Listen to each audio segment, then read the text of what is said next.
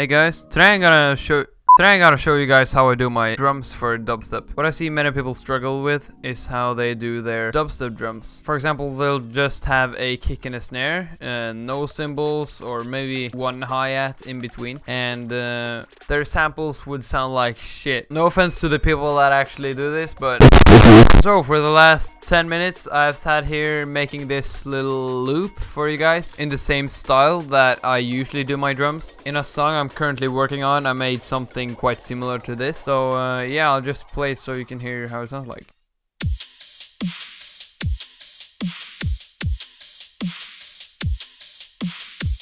That's a pretty decent sounding generic dubstep loop, 150 BPM. If we put it down to 140, it's gonna sound a lot more slow.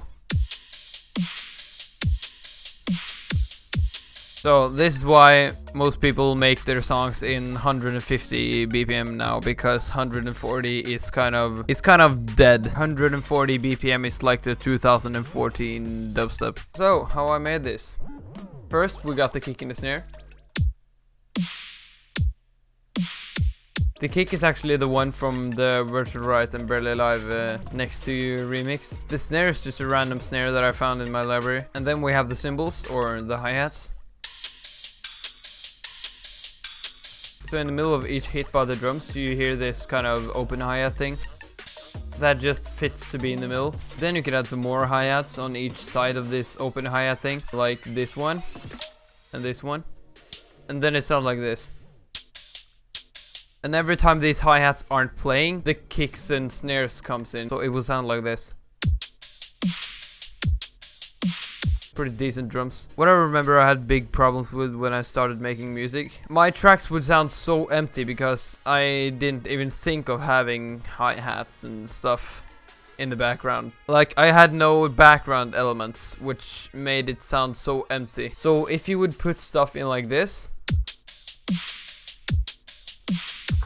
I mean, that's great, but you could add more stuff, like, for example, some rides.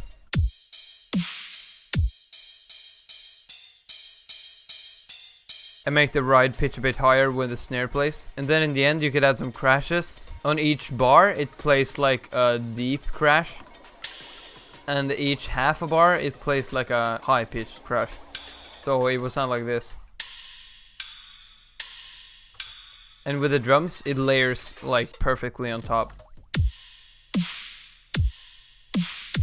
And with all the other elements, it will sound like this.